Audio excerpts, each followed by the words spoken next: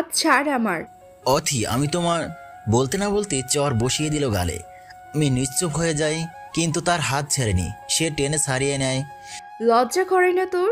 কতবার বলছি আমার পিছনে পিছনে আসবি না। বিশ্বাস করো অথি, আমি তোমাকে সত্যি অনেক ভালোবাসি। কিসের ভালোবাসা? হ্যাঁ, আমি তো তোকে ভালোবাসি না, তবু কেন আমাকে বিরক্ত করছো? আমাকে বুঝতে চেষ্টা করো প্লিজ অথি। ও আচ্ছা, আমাদের পরিচয়টা তো দেয়াই হয়নি। আমি অয়ন, এবার ইন্টার সেকেন্ড ইয়ারে পড়ি। বাবা অবসরপ্রাপ্ত আর্মি, মা গৃহিণী। ভাইয়া সুইজারল্যান্ড থাকে, এখনও বিয়ে করেনি। আর একমাত্র বোন এনা, সবার ছোট, এবার ক্লাস 3-তে পড়ে। আমরা চট্টগ্রাম থাকি। আর অথি আমাদের কলেজে পড়ে, সে আমার জুনিয়র, ফার্স্ট ইয়ারে পড়ে। তার একটা বড় বোন আছে, ডাক্তারি পড়েছে। আর মা বাবা দুইজনই টিচার, তারাও চট্টগ্রামে থাকে। তো স্কুল লাইফ থেকে কলেজ লাইফ পর্যন্ত আজ 3 বছর ধরে অথির পেছনে পড়ে আছি, কিন্তু সে আমাকে কোনো রকমের পাত্তাই দিচ্ছে না। তবুও আমি হাল ছাড়িনি। প্রতিদিনকার মতো আজও তাকে প্রপোজ করব, তাই তার আসার পথে দাঁড়িয়ে আছি। একটু পর, অথি অথি একটু দাঁড়াবে প্লিজ, দাঁড়াও না।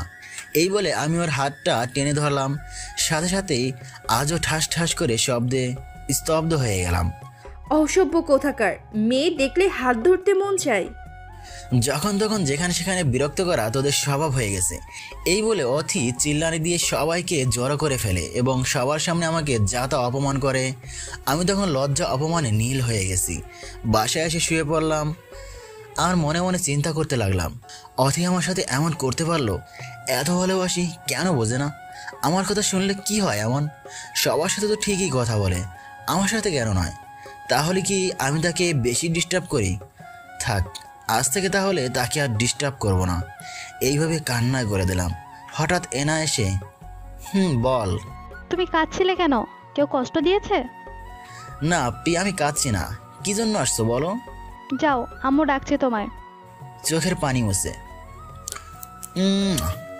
দিয়ে আম্মুর কাছে চলে গেলাম। কিরে, এমন লাগছে কেন তোকে? কি হয়েছে?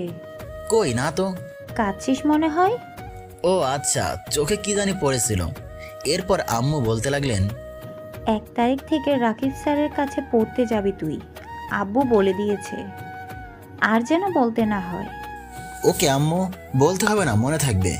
এরপর খেয়ে শুতে যাব, এমন সময় একটা কল আসলো। রিসিভ করতেই, কিরে আজ কলেজে আসলি না কেন? গিয়েছিলাম তো। কেন, কি হয়েছে দোস্ত? না, কোথাও তো দেখলাম না, কইছিলি? মন খারাপ ছিল, তাই বাসায় চলে আসছি। সেটা তো তোর সবসময় খারাপ থাকে। তো আজ প্রপোজ করেছিলি নাকি সাথীরে? কিন্তু ওকে, ভালো থাকিস, কলেজে গেলে দেখা হবে বলেই কলটা কেটে দিলাম, কারণ অথির আচরণের কথা মনে পড়তেই কান্না চলে আসছে। পরের দিন কলেজে গেলাম। মেহেদি, অন্তু, রাইসা, কনা, সাফিন, আমরা সবাই মিলে আড্ডা দিচ্ছি। হঠাৎ শহীদ মিনারের দিকে তাকাতেই দেখলাম অথি দাঁড়িয়ে আছে। দৌড়ে গিয়ে তার সামনে হাঁটু গেড়ে বসলাম। প্রপোজ করব, এমন সময় গতকালের ঘটনা মনে পড়ে গেল। সাথে সাথেই উঠে দাঁড়ালাম এবং কিছু না বলেই চলে আসলাম। অথিও কিছু বলল না, শুধু তাকিয়ে দেখলো। আমার এই অবস্থা দেখে কলেজের সবাই হাসাহাসি শুরু করছে, কিন্তু তবুও গতকালকের ঘটনা কাউকেই বলিনি, নিতান্ত নিজের মাঝেই রেখে দিয়েছি। এখন কলেজ যাই ঠিক, কিন্তু অথিকে আর বিরক্ত করি না। আর অথিও এখন অনেক ভালো আছে, তাকে আর আগের মতো লুকিয়ে চলাফেরা করতে হয় না। আমিও ভালো আছি, তবে পিছু টানটা রয়েই গেছে। কিরে বাপ, কয়টা বাজে? পড়তে যাবি না? অয়নের মা, তোমার ছেলে তুলো। আব্বু, আজ তো শুক্রবার, আর একটু ঘুমায় না প্লিজ। ওকে ঘুমাও, তবে কাল যে 1 তারিখ সেটা যেন মনে থাকে। মনে থাকবে। ওকে, আমি গেলাম। তোমার আম্মুকে বলো কল দিয়ে বাজারের কথা বলে দিতে। আব্বু চলে গেল, আমিও ঘুমিয়ে পড়লাম। সকালে রাকিব স্যারের কাছে পড়তে গেলাম। প্রথম দিন, তাই স্যারও অন্যদের সাথে পরিচিত হলাম। এর মাঝে সকলের সাথে ভালো বন্ধুত্ব হয়ে গেল। হঠাৎ মাহিদ বলে উঠল, আজ আমাদের একজন বন্ধু আসেনি, কাল আসবে, তোমার সাথে পরিচয় করিয়ে দিব। ওকে, আজকের মতো আসি বন্ধুরা, বাই। আজকের মতো টিউশন শেষ করে কলেজে গেলাম। সবার সাথে আড্ডা দিচ্ছি। এর মাঝে রায়সা বলে উঠল, কি রে অয়ন, আজ তোর পিয়ারি কই? চারদিক তাকিয়ে দেখলাম আসলেই তো আজ অধি কোথাও কলেজে আসেনি, নাকি ক্লাসে বসে আছে। অতঃপর তার কথা বাদ দিয়ে আবার আড্ডায় মনোযোগী হলাম। তারপর ক্লাস শুরু হয়ে গেল। ক্লাসে গেলাম। ক্লাস শেষে গেটে দাঁড়িয়ে দেখলাম যে আসছে কিনা, কিন্তু কোথাও না দেখে তার বান্ধবী রিমিকে বললাম, কি ম্যাম, আজ আপনার আদরি বান্ধবী অথি কোথায়? কেন, তা জেনে আপনার এত দরকার কি? কেন, আপনার বান্ধবী আমার হবু বউ লাগে না, তো তার কথা জিজ্ঞেস করতেই পারি। তা তো বটেই মিস্টার, কিন্তু সে তো আজ কলেজে আসেনি। ও, তা কেন আসেনি কিছু তো জানেন? না, সেটা তো জানি না। ওকে, বাই। এই যে শুনুন, আমাকে তুমি করে বলবেন। আচ্ছা ঠিক আছে। তারপর রিমি চলে গেল, আমিও বন্ধুদের নিয়ে চলে আসলাম। পরের দিন কলেজে গেলাম। প্রিন্সিপাল স্যার সবাইকে ডেকে বললেন, 10 তারিখ কলেজে ইতিহাসের প্রথমবারের মতো কোনো মহিলা টিচার জয়েন করতে আসছে, সো তাকে সংবর্ধনা দিতে হবে এবং ছোট একটা সাংস্কৃতিক অনুষ্ঠানের আয়োজন করতে চাই, যদি তোমরা রাজি হও। এটা শুনে তো আমার মহা খুশি, নতুন ম্যাম আসবে, আবার সাংস্কৃতিক অনুষ্ঠানও হবে, আমরা সবাই রাজি স্যার। তো স্যার আমাকে ক্যাপ্টেন করে আমাদের কয়েকজনকে নিয়ে একটা টিম বানিয়ে দিল এবং অনুষ্ঠানের সব দায়িত্ব দেওয়া হলো। তো আজকের মতো কলেজে ছুটি হয়ে গেল, সবাই চলে যাচ্ছে। আমিও বন্ধুদের নিয়ে রওনা দিলাম। পেছনে ফিরে লক্ষ্য করলাম অসিতার বন্ধুদের সাথে হেসে হেসে কথা বলতে বলতে কলেজ হতে বের হচ্ছে। কী যে ভালো লাগছে হাসি খুশি মুখ দেখে। হাসিতে মনে হয় যেন মুখ তো ঝরে। টোল পড়া গেলে হাসি কেমন তা তো আপনারা জানেনই। আমিও মুগ্ধ হয়ে তাকিয়ে দেখি আর চিন্তা করি, আজ যদি বিরক্ত করা না ছাড়তাম তাহলে হয়তো তার এমন হাসি খুশি মুখটা দেখতেই পেতাম না। কিন্তু হঠাৎ আমাকে দেখে ঘাবড়ে গিয়ে কথা বন্ধ করে দিল। হয়তো ভেবেছিল আজও তাকে বিরক্ত করব। আমি ওর সাথে সাথে অন্যদিকে ঘুরে গেলাম, আর চোখে দেখলাম মুখে একরাশ বিরক্তির ছাপ নিয়ে কেটে পড়েছে তাড়াতাড়ি। আমিও চলে আসলাম বাসায়। নো, ঘড়িটাও মনে হয় আজ সকাল সকাল গাঁজা খায়। তা না হলে কি এত সকাল সকাল অ্যালার্ম দেয়? অ্যালার্ম বন্ধ করতেই অমনি মোবাইলের রিং বাজা শুরু করে। রিসিভ করতেই ওপাশ থেকে, hello Anoy, good morning. Good morning. আর আমি অনয় না, অয়ন। ওই একই কথা হলো, যেটা অয়নন সেটাই অয়ন। কে আপনি? আরে চিনতে পারোনি? আমি অনু। কোন অনু? এই যে রাকিব স্যার। ও আচ্ছা, তুমি। তা আমার নাম্বার কই পেলে, আর এত সকালে কেন কল দিয়েছো? কি, এখনো সকাল? কয়টা বাজে দেখছো? তাড়াতাড়ি এসো, সবাই অপেক্ষা করছে। আমি তো ঘড়ি দেখে হ্যাং হয়ে গেছি, আর মাত্র 13 মিনিট বাকি। তাড়াতাড়ি ওয়াশ হয়ে ব্যাগ কাঁধে নিয়ে নাস্তা না করে রওনা দিলাম। আম্মু আর এনা তো এসব দেখে 1000 ভোল্টের শক খেলো। হয়তো ভাবছে এটা কি করে সম্ভব, তাও আমার ছেলে। যাই হোক, গন্তব্যে এসে পৌঁছালাম। ঘড়ি দেখে বুঝলাম অলরেডি 7 মিনিট লেট। ও মাই গড, স্যারকে গিয়ে কি জবাব দিব? চিন্তা করতে করতে একজনের ডাকে ঘোর কাটলো। তাকিয়ে দেখি, কি মিস্টার, এত লেট কেন? আসলে সকালবেলা খুব ঘুম পেয়েছিল। আচ্ছা চলো, সবাই ওয়েট করছে। ওকে চলো, স্যার আসেনি? না, মাহিতকে কল দিয়ে বলো আসতে 20 মিনিট লেট হবে। ও গড, বাঁচা গেল তাহলে। দুজনে কথা বলতে বলতে ক্লাসরুমে ঢুকে পড়লাম।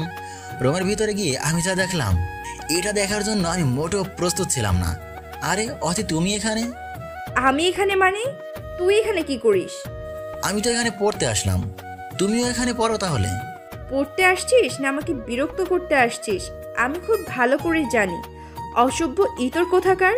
তোর কারণে আমি কলেজে কোনো স্যারের কাছে পড়তে যাই না, তাই রাকিব স্যারের কাছে পড়তে আসছি, আর এখানে দেখি তুইও চলে আসছিস। বেয়াদ্দব কোথাকার। দেখো অতি, আমি তোমাকে ডিস্টার্ব করতে আসিনি, আমি এখানে পড়তে আসছি। কি আসলে তোর না জীবনেও শিক্ষা হবে না। অতি, I am sorry, please scene create করো না।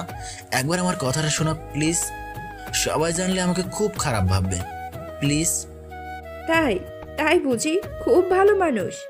শোন, পড়তে আসছিস পড়বি, আমাকে একদম বিরক্ত করবি না বলে দিলাম, মনে থাকে যেন। ওকে ঠিক আছে। কি রে অথি, তোরা আগে থেকে পরিচিত নাকি? হ্যাঁ, এটাই সেই বখাটে যার কথা কিছুদিন আগে তোদের বলছিলাম। ওকে, তোরা থাক, তোদের বন্ধুকে নিয়ে আমি গেলাম। ওই অসভ্য আমার সামনে থেকে সর বলে ধাক্কা দিয়ে চলে গেলাম। আমিও সেদিন আর পড়িনি, বাসায় চলে আসছি। বাসায় এসে বিছানায় শুয়ে চিন্তা করতে লাগলাম, কেন এমন হচ্ছে আমার সাথে? কি ভুল করেছি আমি? এখন তো আর আগের মতো ডিস্টার্বও করি না, তাহলে আমাকে কেন এত খারাপ মনে করে, কেন এত অপমান করে? দূর, আজ থেকে ওর ছায়াও মারাবো না আমি। কিসের ভালোবাসা? সি, আমিও না বোকা, দুনিয়াতে এত মেয়ে থাকতে কেন ওর পেছনে দৌড়াবো? ভাবতে ভাবতে ঘুমিয়ে পড়লাম। তো পরের দিন মেহেদির কল পেয়ে কলেজে গেলাম। কলেজে যাওয়ার পর মেহেদি বলল আমাদের সাংস্কৃতিক অনুষ্ঠানের জন্য ফার্স্ট ইয়ার থেকে কিছু পারফরম্যান্স নিতে হবে। সো সবাই মিলে ফার্স্ট ইয়ারের ক্লাসরুমে গেল। সবাই ভেতরে গেলেও আমি আর গেলাম না, কারণ আমি গেলে অথি মনে করবে তাকে দেখতে গিয়েছি। তাই ভেতরে না গিয়েই বাইরে দাঁড়িয়ে আছি। পারফর্মারদের নাম লেখা শেষ, সবাই চলে আসছে। এসে মাঠে বসে রাইসা, কনা, মেহেদিদের সাথে আড্ডা দিচ্ছি। এমন সময় অথি এসে বলল, ওই ফাজিল, আজ যেরকম সিরি প্রতিদিন এরকম থাকবি, আর ভুলেও আমার সামনে আসবি না। কথাটা শুনে মেজাজটা খারাপ হয়ে গেল। ঠাস ঠাস করে চর বসিয়ে দিলাম। সাথে সাথেই শব্দে নীরব হয়ে গেল চারপাশ। বুঝতেই বাকি রইল না যে অথি অয়নকে চর মেরেছে। না, আসলে আমরা ভুল বুঝছি, বরং আজ অয়ন অথিকে চর মেরেছে। আরে আমি তোকে পাগলের মতো ভালোবাসি, তাই বলে তুই যা করবি তা আমাকে মেনে নিতে হবে নাকি? আমি তো ওই দিন শপথ করেছিলাম তোরে আর বিরক্ত করব না, আর তুই সেই সুযোগ নিয়ে আমাকে বারবার যা খুশি অপমান করছিস। তোর বোঝা উচিত ছিল পৃথিবীতে এত মেয়ে থাকতে আমি কেন বারবার তোর কাছে ছুটে আসি। আচ্ছা ভালো করে শুনে রাখ, আমি তোর ছায়াও মারবো না, আমার সামনেও যেন তোকে আর না দেখি। বাজে মেয়ে কোথাকার। অয়ন অথিকে এসব বলে চলে আসছিল। পেছন থেকে অথি বলল, ওই তুইও শুনে রাখ, আজ খুব বাড়াবাড়ি করে ফেললি, এর জন্য তোকে ভুগতে হবে। আমিও তোকে দেখে নিব। আরে যা যা, তোর মতো মেয়ে কি করতে পারে আমার ভালোই জানা আছে। এই বলে সেখান থেকে বাসায় চলে আসলাম। আমি রাতে ছাদে গিয়ে নিকোটিনের ধোঁয়া উড়িয়ে ভাবতে লাগলাম, আমি একই করলাম, যাকে আমি এত ভালোবাসি তার গায়ে হাত তুললাম। এইভাবে ভীষণ কান্না করেছি। তাই ওয়াশরুমে গিয়ে ভালো করে মুখ ওয়াশ করে রুমে এসে ঘুমিয়ে পড়লাম। কিরে বাপ, কয়টা বাজে? পড়তে যাবি না? মা যাব, তুমি নাস্তা রেডি করো। আমি নাস্তা খেয়ে বাইক নিয়ে বের হলাম রাকিব স্যারের কাছে পড়ার উদ্দেশ্যে। কিছু দূর যেতেই বাইক বন্ধ হয়ে গেল। অনেক চেষ্টা করেও সেটা আর স্টার্ট করতে পারলাম না। সো বাইকটা মেকানিকের কাছে রেখে বাসে করে আসলাম রাকিব স্যারের কাছে পড়তে। আজ আসতে একটু লেট হয়ে গেছে, তাই আসতে পারি স্যার? হ্যাঁ এসো। এত লেট কেন? এত তাড়াহুড়া করলাম যে খেয়ালই করিনি যে আমার পাশের সিটে অথি বসেছে। ওই ফালতু, তুই আমার পাশে কেন বসলি? ওঠ এখান থেকে। কি হয়েছে অথি? ও বসলে সমস্যা কি? এসব কেমন আচরণ? সমস্যা বলেই তো বসতে দিচ্ছি না স্যার। কি সমস্যা? ও আমাকে সব সময় ইফটিজিং করে স্যার। কি অয়ন, এসব কি সত্য? সরি স্যার, আর এমন হবে না। ঠিক আছে, আজকের মতো ক্ষমা করে দিলাম। আর যদি শুনি তবে তোমাকে তো বের করে দেবই, সাথে তোমার বাবাকে নালিশ করব, মনে রেখো। যাও মেহেদির পাশে গিয়ে বসো। এইদিকে অথি তো মহা খুশি, কারণ আমি আজ সবার সামনে অপমানিত হয়েছি। সে আমার দিকে তাকিয়ে হাসছে আর মনে মনে ভাবছে, এ থেকে বড় অপমান করবো তোকে, শুধু সুযোগটা পেয়ে নেই, আর তাহলে আমাকে ওই দিন অপমানের বদলা নেওয়া হবে। তো এই কয়দিন আমি আর কলেজ যাই না, শুধু রাকিব স্যারের কাছে পড়তে আসি আর পরে বাসায় চলে আসি না। হয় কোথাও গিয়ে ফ্রেন্ডদের সাথে বসে আড্ডা মারি। আজ আর তার ব্যতিক্রম নয়। পড়া শেষ করে সোজা আড্ডা দিতে চলে আসলাম। আগের থেকেই মেহেদি, রাইসা, সাফিন সেখানে অপেক্ষা করছে। কে কেমন আছোস? ভালো। তোদের কি অবস্থা? আমরা তো ভালোই আছি। তোমার মা এত বিষণ্ণ লাগছে কেন? আজও কিছু হয়েছে নাকি ওই নাগিনের সাথে? আর বলিস না, কি যে করি। ছাইড়া দে মামা, ছাইড়া দে। তোর সাথে নাগিনের সাথে হবে না। তোর শালা সাইরাই তো দিছি, তবুও কেন যে অযথা আমার সাথে এমন আচরণ করে বুঝি না। তোর সাথে এমন করবে না তো কার সাথে করবে? কতবার বলেছি ওরে ছেড়ে একবার পারলে একটু আমাকে পটা। অবশ্যই আমি পটেই আছি, শুধু তোর সুদৃষ্টির জন্যই হচ্ছে না। বললেই হু হু করে রাইসা সহ সবাই হাসা শুরু করলো। হঠাৎ রিংয়ের আওয়াজে সবাই হাসা বন্ধ করলো। দেখি রাইসার কল আসছে ও বাস থেকে। কি রে, কই তোরা? এই তো আড্ডা দিচ্ছি। কই তুই? আমি তো বাসায়। আগামী 2 দিন পর তো 10 তারিখ, মনে আছে তো সবার? হ্যাঁ মুটকি, মনে আছে। ওই কুত্তায়ন, তোর খবর আছে কলেজে আসলে। কুত্তা হারামি, কাল সবাই কলেজে আসিস, অনেক কাজ আছে। বাই বলেই রেখে দিল। আমরাও সবাই আড্ডা শেষ বাসায় চলে গেলাম। পরের দিন সকাল সকাল ঘুম থেকে উঠলাম, কারণ বাইক নষ্ট, এখনো ঠিক হয়নি, তাই কিছু পথ হেঁটে যেতে হবে। তো ফ্রেশ হয়ে নাস্তা খেয়ে বের হলাম। কিছু পথ হেঁটে একটা বাসে উঠলাম। দেখলাম একটা সিট খালি আছে। আমি গিয়ে সেখানে বসলাম।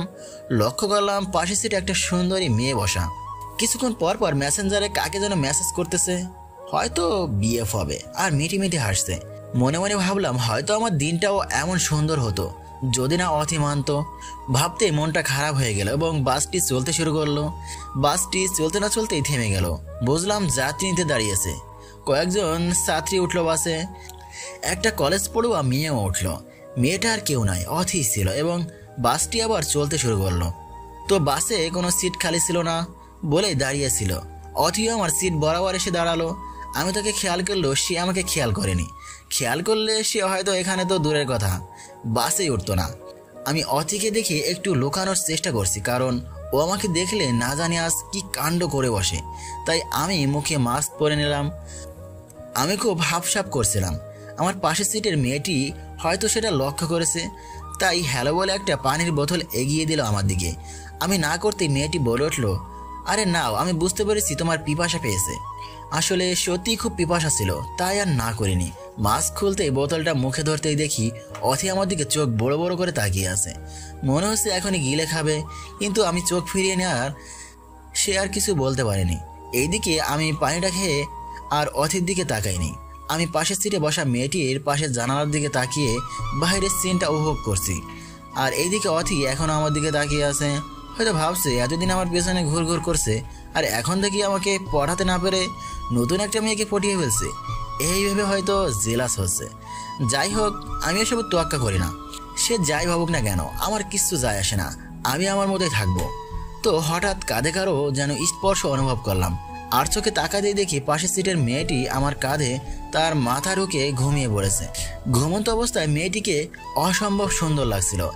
একবার ভাবলাম মেয়েটির মাথা কাঁধ হতে নামিয়ে রাখি, আবার ভাবলাম না, হয়তো বেচারার খুব ঘুম পেয়েছে, থাক, যেভাবে আছে সেভাবেই থাক। সো মেয়েটা যাতে ঘুমাতে প্রবলেম না হয় সেজন্য আমি তার দিকে আর একটু চেপে বসলাম। এতে করে ঘুমের ঘরে মেয়েটা আমাকে জড়িয়ে ধরেছে। সো মেয়েটার সাথে আমার একটু জোরাজোরি হয়ে গেল। এইদিকে অথি আমাদের সব কিছু দেখছে আর শুধুই ফুলতেছে। চোখ, মুখ, গাল সব লাল বর্ণ ধারণ করছে। কি যেন বলতে চাচ্ছে, কিন্তু কিছুই বলতে পারলো না। তো আমরা আমাদের গন্তব্যস্থানে এসে গেছি। বাস থামলো, অথিও নেমে গেল। আমার নামার কথা থাকলেও আমি আর নামলাম না। আমি সিদ্ধান্ত নিলাম আজ আর রাকিব স্যারের কাছে যাব না, কারণ মেয়েটি আমার কাছে ঘুমিয়েছে যে 10 মিনিট হয়নি। এখন ঘুম ভেঙে গেলে হয়তো মেয়েটার মাথা ব্যথা করবে। তাই আমিও সোজা কলেজ রোডে গিয়ে নামার সিদ্ধান্ত নিলাম এবং এসেই পৌঁছালাম। আমি আস্তে করে মেয়েটার মাথা আমার কাঁধ থেকে নামিয়ে দিতে ঘুম ভেঙে গেল। খুব ভয় পেয়েছিলাম, না জানি কি থেকে কি হয়ে যায়, কিন্তু মেয়েটি কিছুই বলল না। শুধু বললো সরি, কিছু মনে করবেন না প্লিজ। আমি ইচ্ছে করে এমনটা করিনি, খুব ঘুম পেয়েছিল তাই তো বুঝতে পারিনি। ইটস ওকে, নো প্রবলেম বলেই বাস থেকে নেমে গেলাম। কলেজে প্রবেশ করতেই দেখি অথি দাঁড়িয়ে আছে গেটের পাশে। ওকে দেখে আমি বিস্মিত বোধ করলাম। এ কি, অথি তো এখানে থাকার কথা না, ও তো রাকিব স্যারের কোচিংয়ে থাকার কথা, তাহলে এখানে আসলো কেমনে? বিষয়টি কেমন যেন ভূতুরে মনে হচ্ছে আমার কাছে। পরক্ষণে বুঝতে পারলাম সে বাস হতে নেমে পড়তে না গিয়ে রাইডে চলে আসছে। এখন প্রশ্ন হচ্ছে, সে পড়তে না গেলে বাসে করেই তো চলে আসতে পারতো, কিন্তু সে তা না করে রাইডে কেন আসলো? আর এত আগে আগে তো কলেজে আসারও কথা না। তাহলে কারোর সাথে মিট করতে আসলো না তো? আমি যতটুকু জানি ওর তো কোনো বয়ফ্রেন্ড থাকারও কথা না। দূর, আমি এত কিছু নিয়ে চিন্তা করছি কেন? ও তো আমার কেউ না। দূর, এসব চিন্তা করতে ভালো লাগছে না। তো এসব চিন্তা বাদ দিয়ে কলেজের ভিতরে ঢুকে পড়লাম।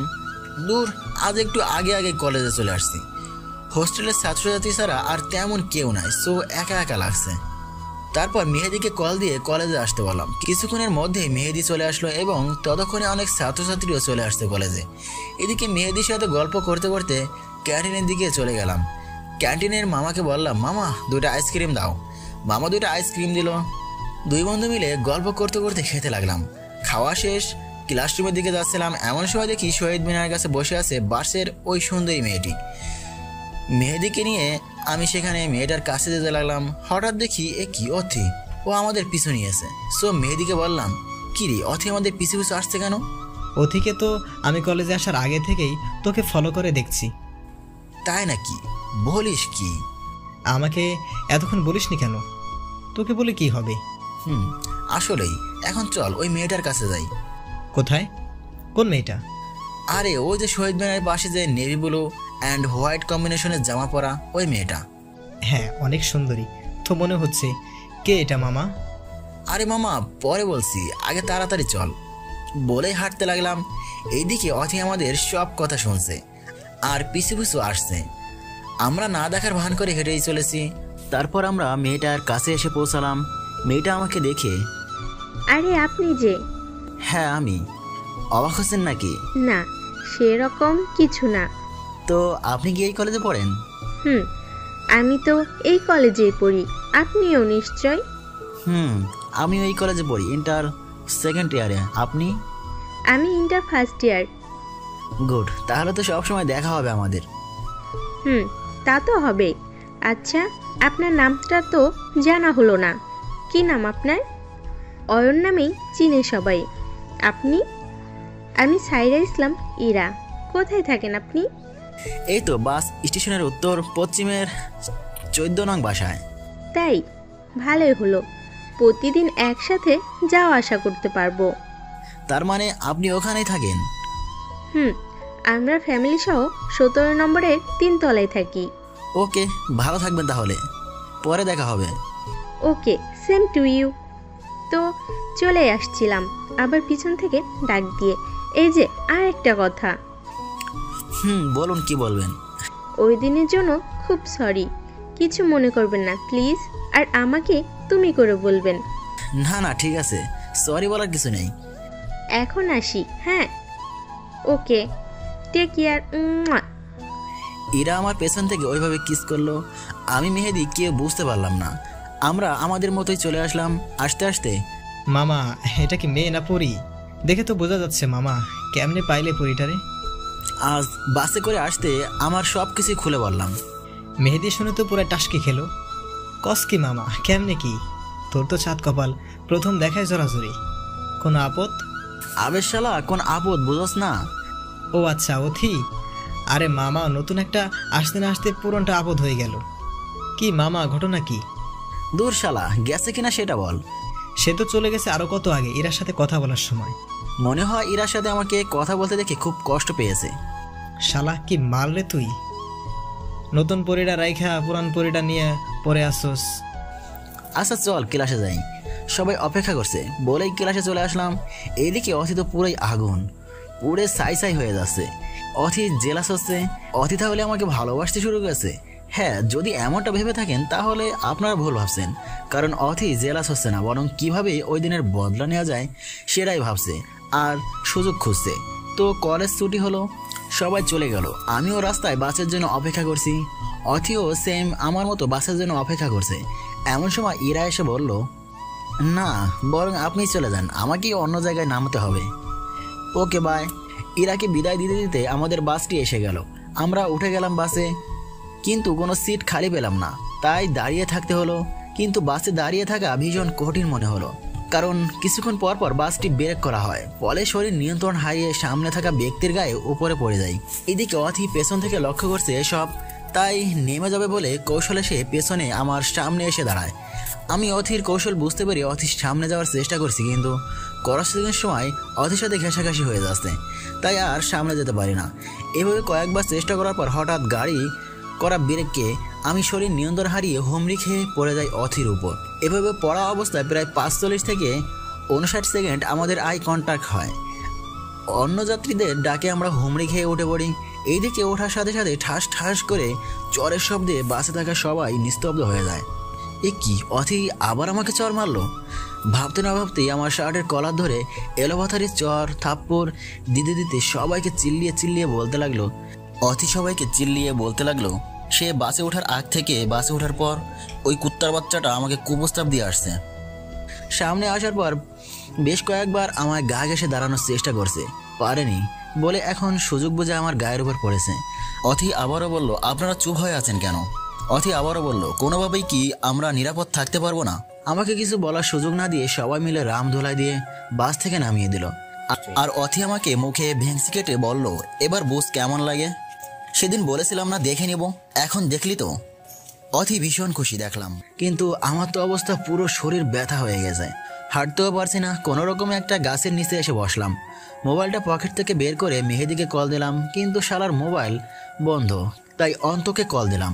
কিছুক্ষণের মধ্যেই অন্ত এসে গেল। কিরে, এই অবস্থা কেন? আরে কি বলবো, এখন বাসায় নিয়ে চল, সব বলছি। অন্ত আমায় কোনো রকমে বাসায় নিয়ে গেছে। বাসায় যাওয়ার আগে অবশ্য ডাক্তারের কাছ থেকে সামান্য ব্যথার ওষুধ নিয়ে আসছি।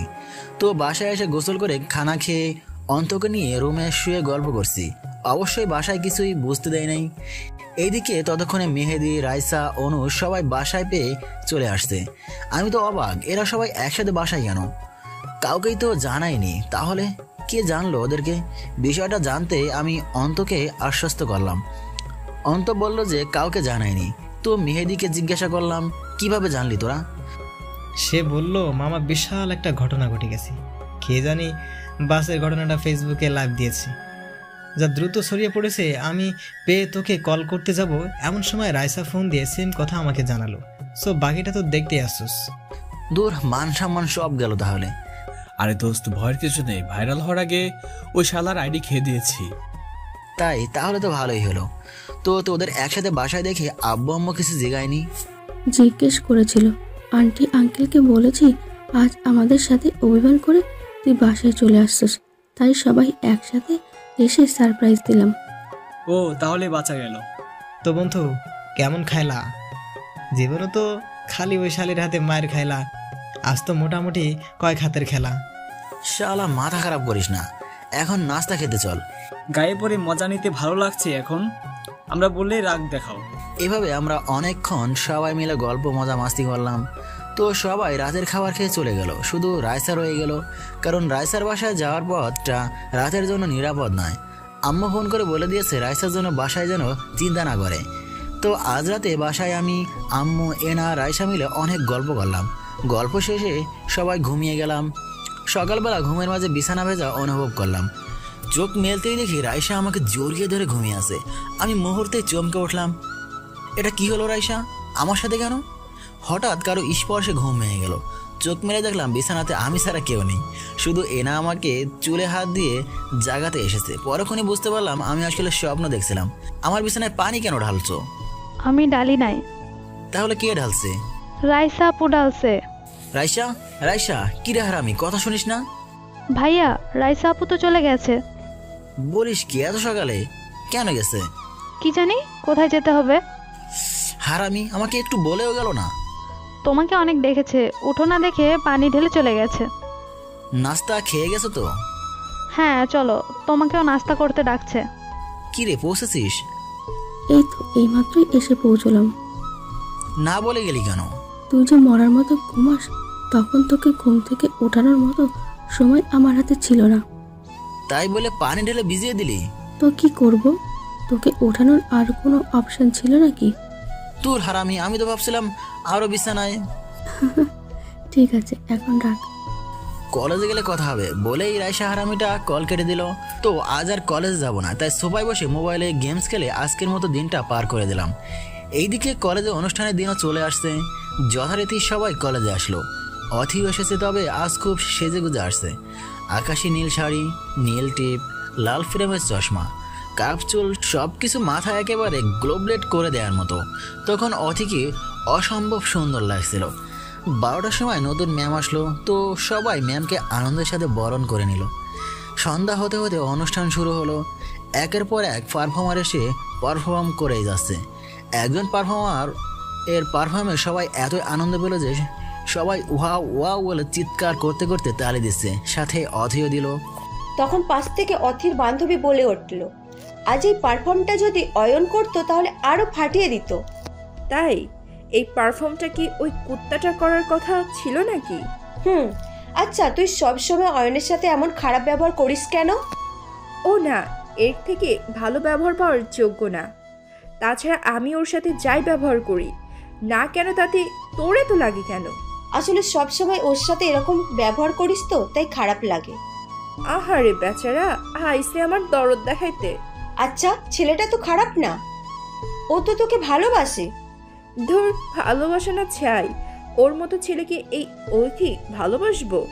আসলে না চাইতে খাঁটি ভালোবাসাটা পেয়েছিস তো, তাই তোর কাছে এর কোনো মূল্য নাই। তাই এতই যদি ভালো বুঝিস, তুই গিয়ে প্রেম কর না ওর সাথে। আমাকে কেন এত কিছু বলছিস? যেটা তো আর সম্ভব না, কারণ সে তোকে ভালোবাসে। সো আমার কোনো চান্স নাই।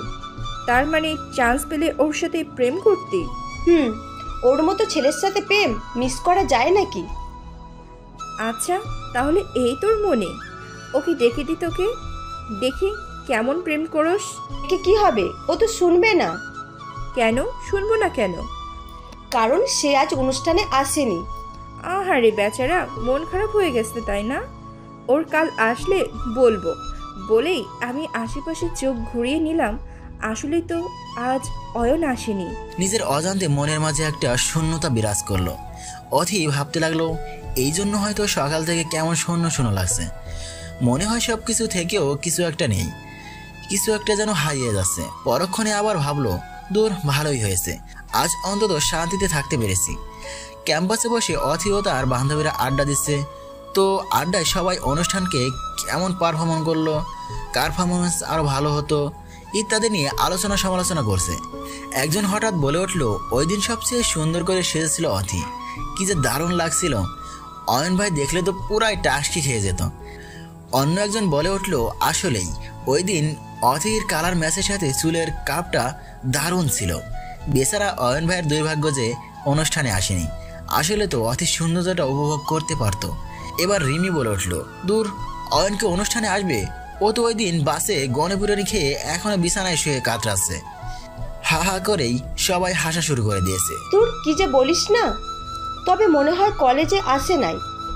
কলেজে যদিও আসে, লজ্জা থাকলে আর কোনোদিন ওই বখাটে আমার সামনে আসবে না। তো এভাবেই 2 দিন হয়ে গেল, কিন্তু বেচারা অয়ন কলেজে আসছে না। বিষয়টি অতি খেয়াল করলো, ভাবতে লাগলো আসলেই তো অয়ন তো দেখছি অনেকদিন ধরেই কলেজে আসছে না। আমার কারণে সে কলেজে আসা বন্ধ করে দিল না তো, নাকি অন্য কোনো কারণে? অনেকদিন যাবৎ অথির কোচিংয়ে যাওয়া হয় না, ভাবলো আজ কোচিংয়ে যায়, হয়তো সেখানে পড়তে আসবে। আজ অনেকদিন পর অথি কোচিংয়ে আসলো, চারদিকে চোখ ঘুরিয়ে দেখলো কোথাও অয়ন নেই।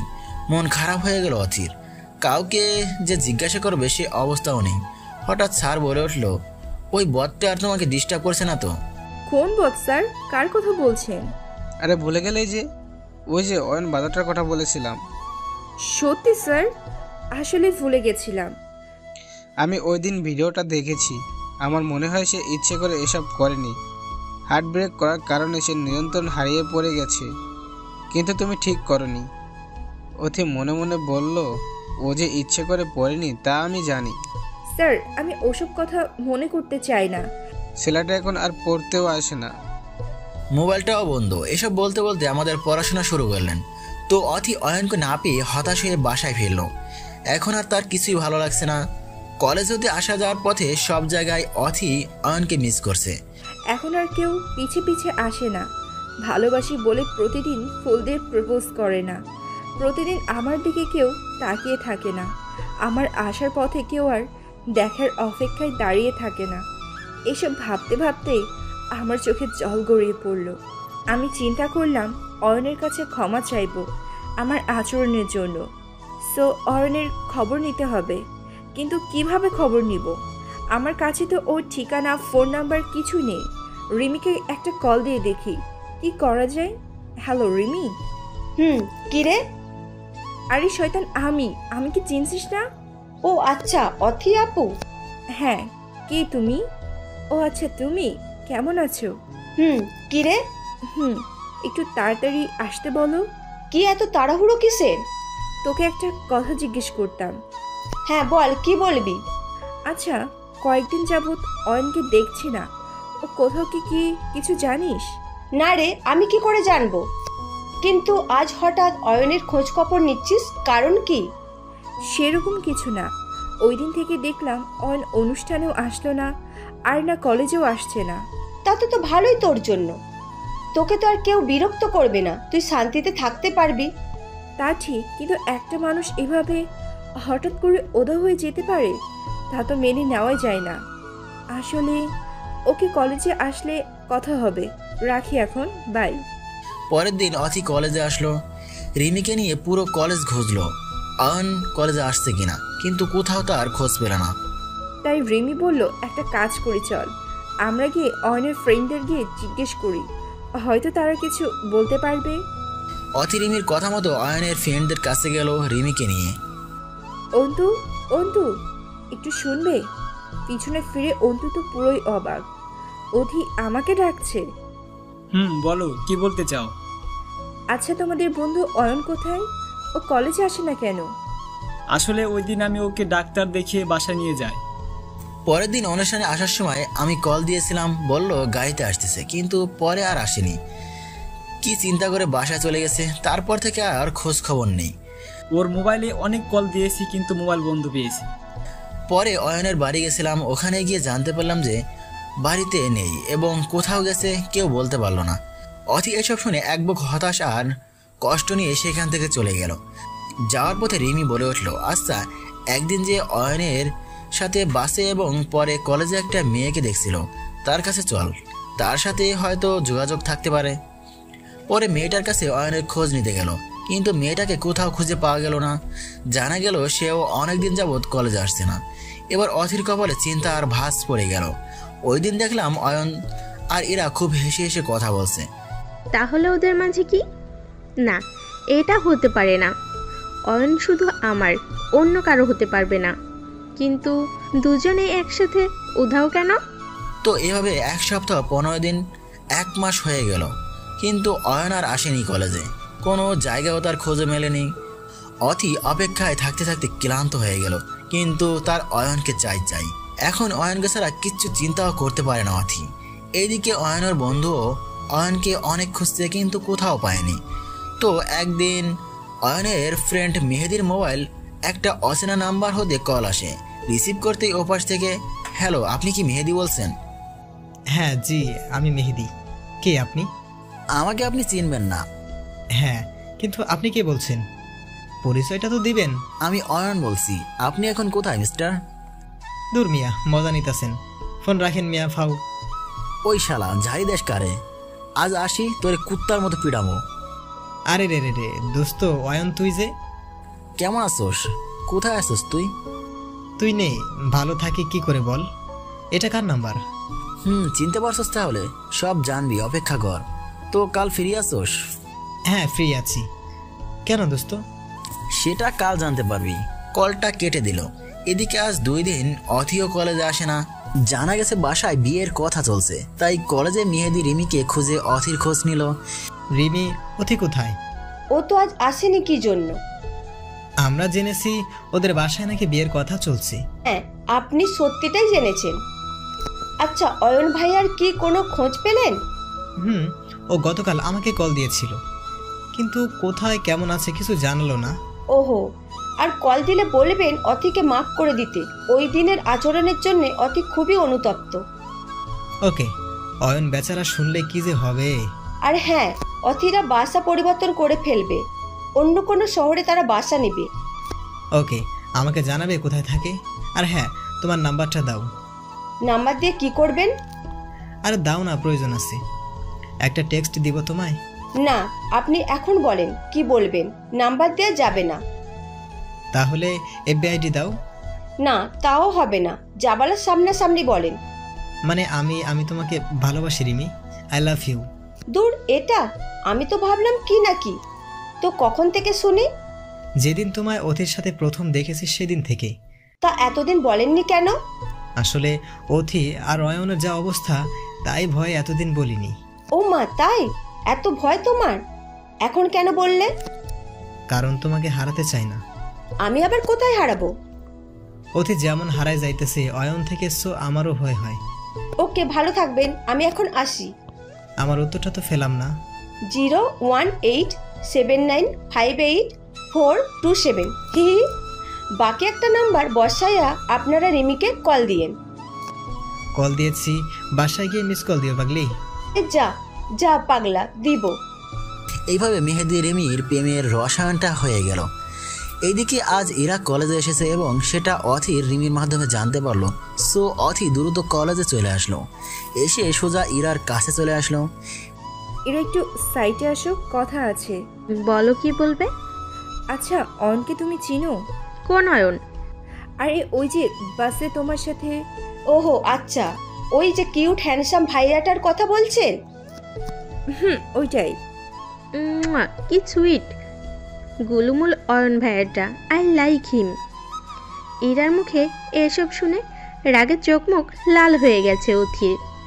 ইচ্ছে করছে ঘুষি মেরে নাক ফাটিয়ে দিই, কিন্তু খুব কষ্টে মাথা ঠান্ডা রেখে ও কোথায় আছে কিছু কি জানো? না, সেটা আমি কি করে জানবো? তোমরা তো পরিচিত মনে হয়েছে, তাই ভাবলাম। আচ্ছা, তোমার কাছে কি কোনো নাম্বার, এফবি কিছু আছে? নাম্বার নেই, তবে এফবি আইডি আছে। ওকে, দাও তো দেখি। এরপর ইরা অথির মোবাইলটা নিয়ে অয়নের আইডি সার্চ করে রিকোয়েস্ট দিল। তারপর দুজনে ক্যান্টিনে মামার কাছ থেকে ফুচকা খেয়ে বিদায় নিল। তো ইরার বাসায় গিয়ে ভাবতে লাগলো, এই মেয়েটা কে আর অয়নকে কেন খুঁজছো? ওই দিন তো বাসে দেখলাম কেমন যেন অয়ন আর আমার দিকে ড্যাপ ড্যাপ করে তাকিয়েছিলে। মনে হয় মেয়েটি অয়নকে ভালোবাসে এবং সেটা বলার জন্য তাকে খুঁজছে। বসে থাকলে চলবে না, বিষয়টি আমাকে জানতে হবে, কারণ অয়নকে আমিও ভালোবাসি। এবার অথির মতো ইরাও অয়নকে মনে মনে খুঁজতে লাগলো। এইদিকে অথি ইরার দেওয়া আইডিতে নক দিল, কিন্তু কোনো রিপ্লাই পেল না এবং তার রিকোয়েস্টটা অ্যাকসেপ্ট হলো না। এভাবে 1 দিন 2 দিন 3 দিন হয়ে গেল, কিন্তু ওই আইডির কোনো সাড়া নেই। এদিকে অথির বাসায় বিয়ের কথাবার্তাও অনেকটা এগিয়ে গেছে। খুব শীঘ্রই পাত্রপক্ষ দেখতে আসবে, যদিও অথিকে এখনও পর্যন্ত ফ্যামিলি থেকে বিয়ের বিষয়ে কিছু জানানো হয়নি। তবে অথি ঠিকই বুঝতে পারছে ফ্যামিলিতে কি হতে যাচ্ছে। আর ওইদিকে বেচারা অয়নেরও এখন পর্যন্ত কোনো খবর নেই। সেই যে অচেনা একটা নাম্বার হতে মেহেদিকে কল দিয়ে পরের দিন ফ্রি থাকতে বলল, সেই সময়টাও গড়িয়ে আজ 7 দিন হতে চললো, কিন্তু কোনো কল আসেনি ওই নাম্বার থেকে। এদিকে মেহেদিও কয়েকবার ওই নাম্বারে কল দিয়েছিল, কিন্তু কোনো কল আর ওই নাম্বারে যায়নি। সবসময় নাম্বারটা বন্ধ পেত। পরের দিন সকালে মেহেদি ঘুম হতে উঠে সময় দেখার জন্য মোবাইল স্ক্রিনে অন করে দেখে অয়নের ওই নাম্বার থেকে হোয়াটসঅ্যাপে একটা ভিডিও আসছে।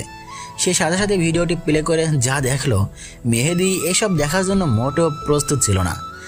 ওহ গড, এটা কি হলো বলে দ্রুত গাড়ি নিয়ে নাস্তা না খেয়ে বাসা থেকে বের হয়ে গেল এবং অন্তর বাসায় গিয়ে অন্তকে ঘুম থেকে টেনে তুলে গাড়ি করে বিমান বন্দরের দিকে রওনা দিল। যেতে যেতে অন্ত বলল, কিরে এত সকালে আমাকে নিয়ে কোথায় যাচ্ছিস? গেলেই বুঝবি, এখন চুপচাপ বসে থাক।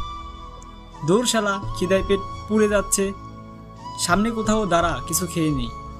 না না, হাতে একদম সময় নেই, এতক্ষণে মনে হয় অয়নদের বিমান ল্যান্ড করে ফেলছে। দোস্ত, তুই মনে হয় আমার মতো না খেয়ে বের হয়েছিস, সো ভুলভাল বকতেছোস। মানে কি মামা? তুই যে অয়ন, বিমান এসব বলতেছোস, এসবের মানে কি?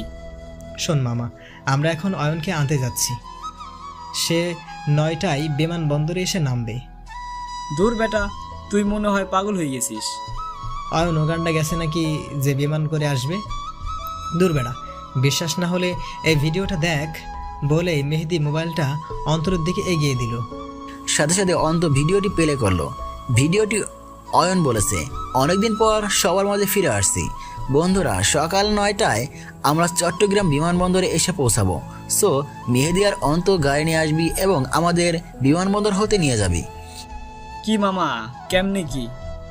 আমার মাথায় কিছু আসছে না, আমিও বুঝি না কেমনে কি।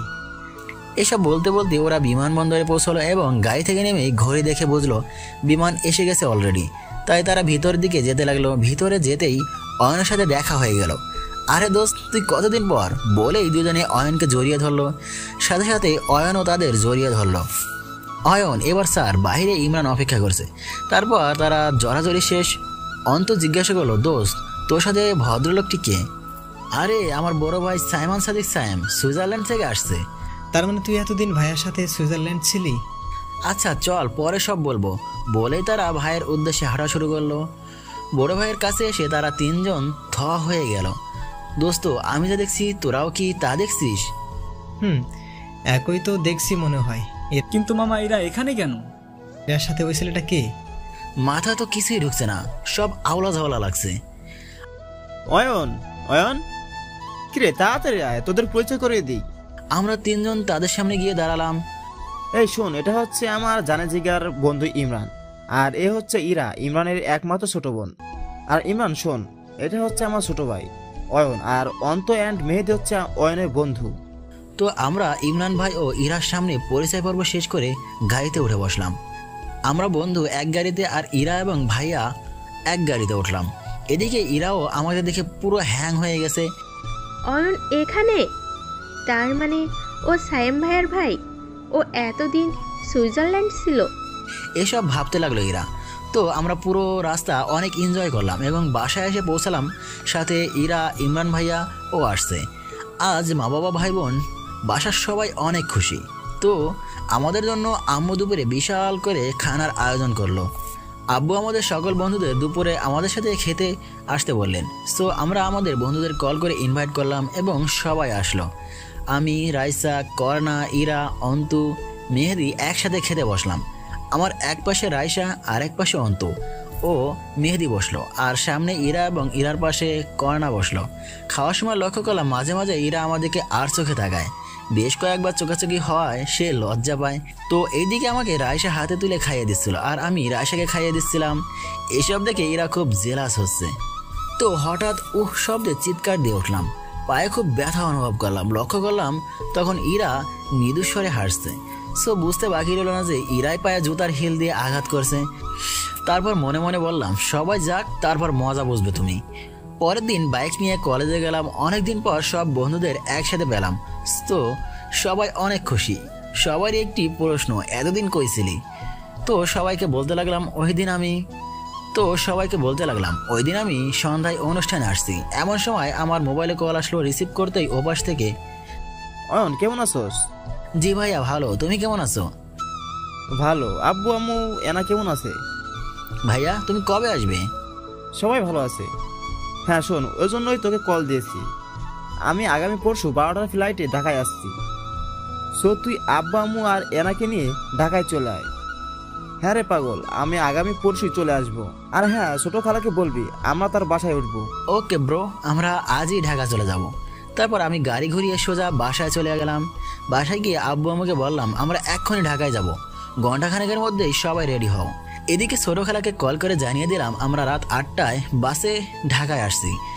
আব্বু আম্মু বলতে লাগলো মানে কি, এখন রাতের বেলায় ঢাকায় কেন যাবি? আরে তোমরা রেডি হও তো, সেখানে গেলেই বুঝতে পারবা। না বাবা, আমি রাতে বাসে ঢাকা যাব না, আর অযথা তো যাবই না। হ্যাঁ অয়ন, আমরা অযথা কেন ঢাকায় যাব? আমি বলছি তোমরা রেডি হও। আগেই বল কেন? আরে আগামী পরশু 12টায় ফ্লাইটে ভাইয়া ঢাকায় আসছে। বলিস কি, তুই কি করে জানলি? এই শোনো বলেই ভয়েস রেকর্ডিংটা শুনিয়ে দিলাম। এনা এসে বলল ভাইয়া চলো আমরা দুজনে ঢাকায় যাই, আব্বু আম্মু আর এখানেই থাক। সাথে সাথে আব্বু আম্মু বললো আরে পাগল, আগে বলবে না যে আমাদের সাইম আসছে। তারপর আমরা সবাই রেডি হয়ে ঢাকার উদ্দেশ্যে রওনা দিলাম। এরপর তো তোরা জানোস কি হয়েছে, লম্বা একটা সফর দিয়ে আসলাম। তো তুই আমাদের একটা কলও দিলি না? তোর নাম্বারটা আম্মুর মোবাইলে সেভ করা ছিল এবং পরের দিন চলে আসার কথা ছিল, কিন্তু সমস্যার কারণে আব্বু আম্মু আর এনা আগে পাঠিয়ে আমরা আসছি। বিশ্বাস কর দোস্ত, খুব ভয় পেয়ে কলের রিং বাজতেই কথা থামিয়ে দিল মেহেদি। রিসিভ করে, হ্যাঁ রিমি, আমি কলেজ ক্যাম্পাসে, তুমি এসো। কিরে মামা, এই রিমিটা আবার কে? আরে অতির সাথে থাকে যে ওটা, শালা এই 1 মাসে পটিয়ে ফেললি। আর আমি 3 বছর ধরে অধিকে পড়াতে পারলাম না। অয়ন ভাইয়া আপনি? হ্যাঁ রিমি, কেমন আছো তুমি? ভালো। এতদিন কোথায় ছিলেন? ঢাকায় ছিলাম। তুমি এটা কি করলা? রিমি অবাক হয়ে, কই কি করলাম? এটা আমি তো অথির মতো নয়। তো সবাই ওই দিন খুব আনন্দ করলাম কলেজে। এদিকে অথি অয়নের অপেক্ষায় চেয়ে আছে। অয়ন কই গেছে, কখন আসবে এইসব চিন্তা করছে। হঠাৎ রিমিকে দেখে তার চমকে গিয়ে, কি রে তুই? হ্যাঁ আমি। অবাক হচ্ছিস নাকি?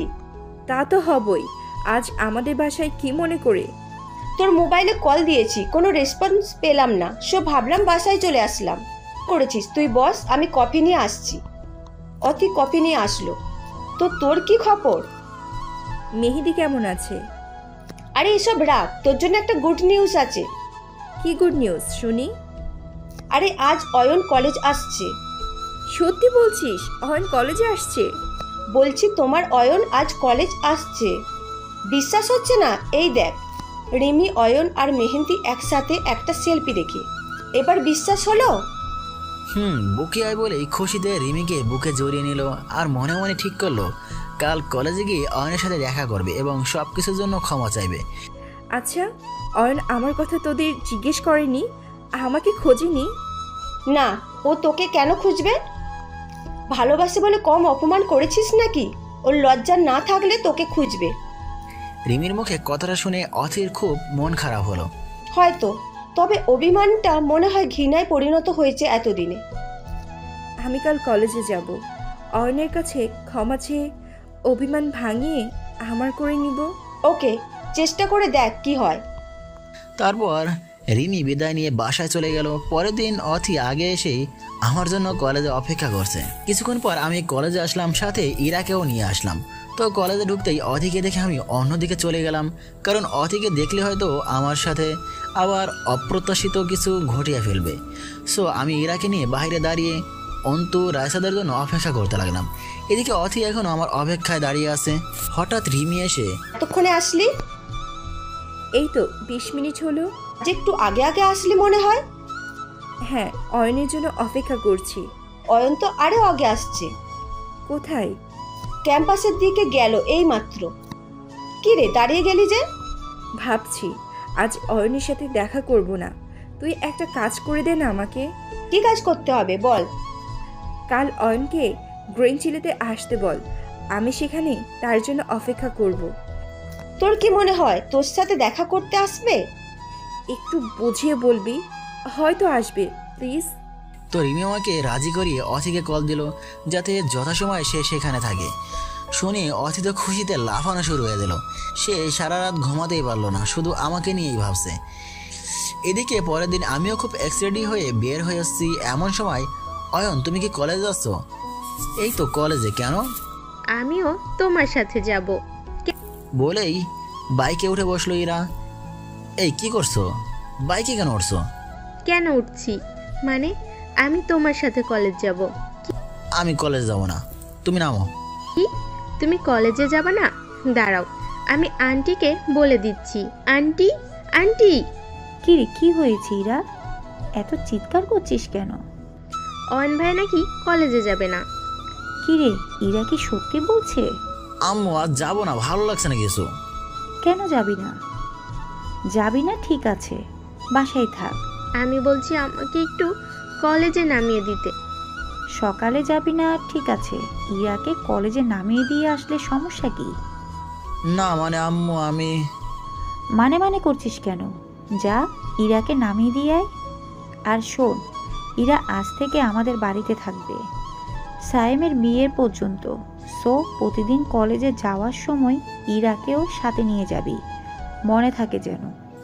আম্মুর কথা শুনে আমার মাথা পুরো খারাপ হয়ে গেছে। এই পেতনির আগে প্রতিদিন আমাকে নিতে হবে। এদিকে অথি এসে অয়নের জন্য অপেক্ষা আছে। আজ খুব সুন্দর করে সেজেছে পাগলিটা। জীবনে প্রথম কারোর জন্য এত সুন্দর করে সেজেছে অথি। আর এদিকে ইরা পেতনিটা তো মহা খুশি। আন্টি কি বলছে শুনেছেন মিস্টার? ওই তোমার মতো পেতনিকে আমি নিয়ে যাব?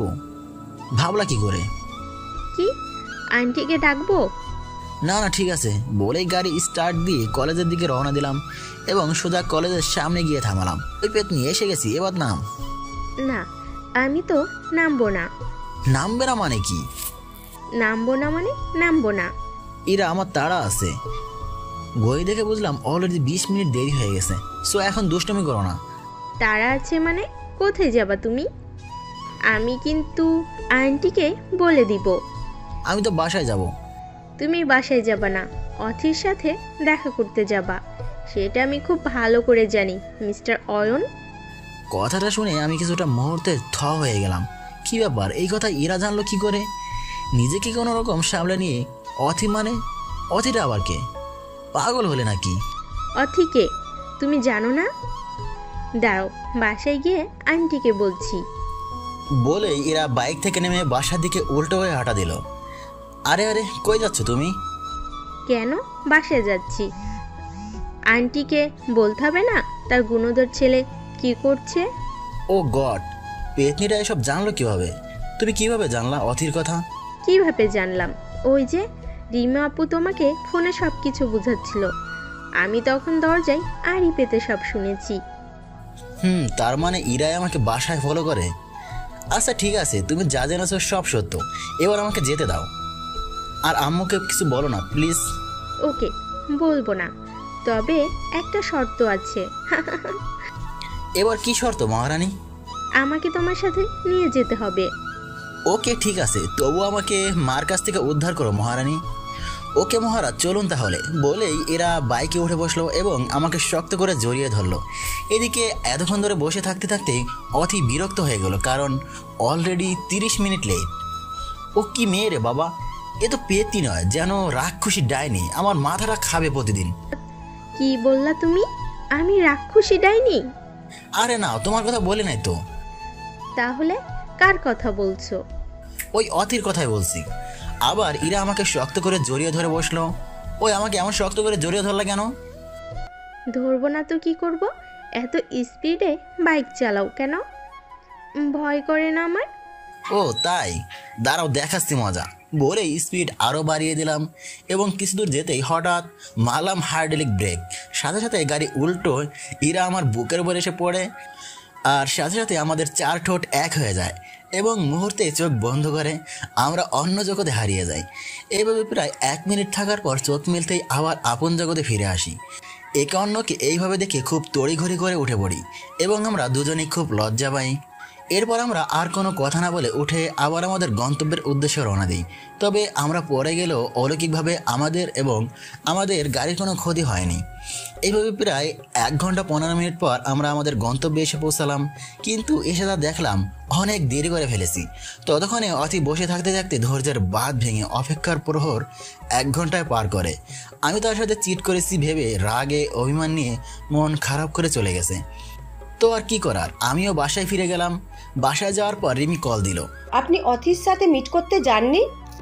গিয়েছিলাম তো, কিন্তু একটা সমস্যায় পড়ে লেট করে গিয়েছি, সো আর দেখাই হয়নি। ও আচ্ছা, তো কালকে আসবেন তো? ওকে, আমি আসবো। কখন আসবো? এই সেম গতকালের সময়ের মতো? তারপরের দিন ইরার ডাকে সকালে ঘুম ভাঙে। চোখ মেলেই দেখি প্রেতিটা নাস্তা নিয়ে আসছে আর বলছে, অয়ন ভাই কয়টা বাজে, এখনো ঘুমাচ্ছেন? সকাল সকাল গরুর মতো হাম্বা হাম্বা করছিস কেন? কি আমি হাম্বা হাম্বা করছি? বেলা 11টা, আর আপনার কাছে সকাল মনে হয়? দাঁড়ান, আমি আন্টিকে ডেকে আনছি। এই না না না, আমাকে ডাকার কোনো দরকার নেই, আমি উঠছি। ওকে, আমি নাস্তা রেখে যাচ্ছি, ফ্রেশ হয়ে খেয়ে নিন। তো আমি ফ্রেশ হয়ে নাস্তা খেয়ে বাসা থেকে বের হচ্ছি, এমন সময় অয়ন ভাই, আজ তো কলেজ নেই, কোথাও যাচ্ছেন? মাথাটাই গেল খারাপ হয়ে। পেতনিটা বুঝি আমাকে আজকেও টের পেয়ে গেল। এই তো আমি ওই টঙের দোকানে যাচ্ছি, মেহেদি অপেক্ষা করছে। কোনো কিছু লাগবে? না না, কিছু লাগবে না। আসার সময় পারলে টঙের মামার থেকে এনা আর আমার জন্য ফুচকা নিয়ে আসবেন। ওকে ঠিক আছে বলে হাঁটা দিলাম আর ভাবতে লাগলাম, উফ আল্লাহ বাঁচাইছে, পেতনিটা জানেনি তাহলে। তো ভাবতে ভাবতে মেহেদির কাছে চলে আসলাম এবং বাইকে উঠে অথির উদ্দেশ্যে রওনা দিলাম। এদিকে অথিও চলে আসছে, 20 মিনিট হবে। তবে আজ সে একা আসেনি, সাথে রিমিকে নিয়ে আসছে। কি রে, আজকেও অয়ন আসবে না? এই তো এসে যাবে, আর একটু অপেক্ষা কর। অপেক্ষা করতে অথির খুব বিরক্ত লাগছে। অথি মনে মনে ভাবছে, তাহলে কি আজও অয়ন আমার সাথে চিট করবে? যদি নাই করে তাহলে এখনো আসছে না কেন? প্রায় তো 25 থেকে 30 মিনিট পেরিয়েছে। সামনে তাকা। এই পাগল নাকি, এমন ষাঁড়ের মতো চিল্লাচ্ছিস কেন? অথি সামনে তাকাতেই দেখতে পায় অয়ন আসছে। অয়নকে দেখে অথি যেন আসমানের চাঁদ পেয়ে যায়, এমন খুশি হয়। দেখছিস, বলছি না অয়ন আসবে, সাথে আমার বাবুটাও আসছে দেখছি। 1000 গতিতে দৌড়ে এসে আমাকে জড়িয়ে ধরে আর বলে, কোথায় ছিল এতদিন? আমি তোমাকে কত জায়গায় খুঁজেছি। অথি আমাকে জড়িয়ে ধরে আমি 600 ভোল্ট শক খেলাম। তখন আমার মনে পড়ে যায় ওই দিনের কথা, আমাকে ইপ্রিজার বলে বাসে গণধুলানি দিয়ে অপমান করার কথা। এইসব মনে হতেই আমি অথিকে নিজে ছাড়িয়ে নিয়ে ঠাস ঠাস করে অথিকে চর মারি। পুরো গ্রিন চিল তো আমার দিকেই তাকিয়ে আছে। অথি ভাবতেই পারেনি আমি ওকে চর মারবো। আমার চর খেয়ে অথি কান্না করে দিল। তখন অথির কলিজা কেঁপে যাচ্ছে। কি রে, সেদিন না আমাকে লুচ্চা বললি? আমার মতো ছেলেদের মেয়েদের নাকি শরীর পছন্দ, তাহলে আজ কেন আমার মতো লুচ্চাকে জড়িয়ে ধরলি? আমার প্রতিটা কথা অথির হৃদয়ে আঘাত করলো। অথি অনায়াসেই কাঁদতেছে, সবাই আমাদের দিকে তাকিয়ে আছে। সবার সামনে অথি অপমান বোধ করলো। অথি কখনো ভাবতে পারেনি আমি তাকে এভাবেই অপমান করব। কিন্তু এত অপমানের পরেও অথি আমাকে সবার সামনে জড়িয়ে ধরে আরও কাঁদতে থাকে। আমিও অবাক, এত অপমানের পরেও অথি আমাকে সবার সামনে জড়িয়ে ধরলো। তুমি আমাকে ক্ষমা করে দিও, আর যা ইচ্ছা হয় মারো। তুমি এতদিন ছিলে না, আমার যেন দম বন্ধ হয়ে আসছিল। আরে পাগলামি করতেছিস কেন? স্যার আমাকে আচ্ছা করছি, এবার স্যার সবাই দেখতেছে। দেখুক, তুমি বলো আগে আমাকে ক্ষমা করেছো কিনা। করছি, স্যার না আমাকে। আরে পাগল হয়েছিস নাকি? সবাই কেমন করে তাকিয়ে আছে দেখছিস না? স্যার আগে বলো আমাকে ক্ষমা করেছো, সত্যি করেছো? ধ্যাত, এতদিন কই ছিলা তুমি? ছিলাম কোথাও না কোথাও। এবার চল বাসায় যাব। না, আজকে আর বাসায় যাব না। কেন যাবি না? আজকে তোমার সাথে সারাদিন ঘুরবো। আমার সাথে মানে? তুমি আর আমি আজ পুরো দিন ঘুরে বেড়াবো। আমার পক্ষে সম্ভব না, তুই ঘোর। আমি বাসা থেকে টঙের ফুচকা খাওয়ার নাম করে আসছি, সো আব্বু জানতে পারলে আমার খবর আছে। শুধু আজকে চলো না। আজকের জন্য কি তোমাকে মেরে ফেলবে নাকি? এত কথা বলতে পারবো না, আমি যাব না। প্লিজ প্লিজ চলো না। না না, হবে না। তাহলে বুঝবো তুমি আমারে ক্ষমা করনি। তুমি কে চিনলাম না তো। তিমু একটা ফাজিল। তো ফাজিলকে নিয়ে কেন ঘুরতে যাবে? ফাজিলকে নিয়ে ঘুরতে ভালো লাগে। আমার ঘুরতে গেলে আমার কি লাভ? তার মানে তুমি যাবা? গেলে আমি কি পাবো? আমার কথা শুনে অথি পুরো সামনে আমাকে আবারও জড়িয়ে ধরে কিস করে বসলো। আমি আবুল বনে গেলাম। মেয়েটা করে কি? এইটা হচ্ছে তোমার লাভ। রিমির কথা শুনে লজ্জা পেল, আর আমি এখন ঘোরের মধ্যেই আছি। কি হলো, চলো। কি মগ্ন হয়ে আছো, চলো।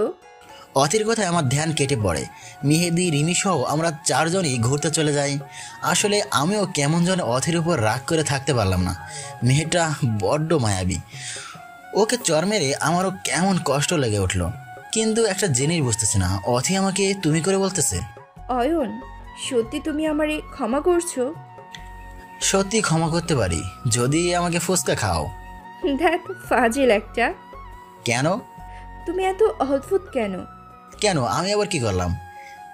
এই যে আমি তোমাকে 3টা বছর অ্যান্ড সেদিন রাগের মাথায় বাসে। তারপর তুমি রাগ করে প্রায় 1 মাস আমার সামনে আসোনি, আর আজকে তুমি আমাকে ক্ষমা করে দিলা। ওয়েট, আমি তোমার উপর রাগ করে আসিনি মানে? তুমি তো গত 1 মাস আমার উপর অভিমান করে আসোনি, এমনকি বাড়িতে পর্যন্ত ছিলা না। বাড়িতে ছিলাম না ঠিক আছে, কিন্তু তোমার উপর রাগ করে 1 মাস আসি না, এটা ভুল।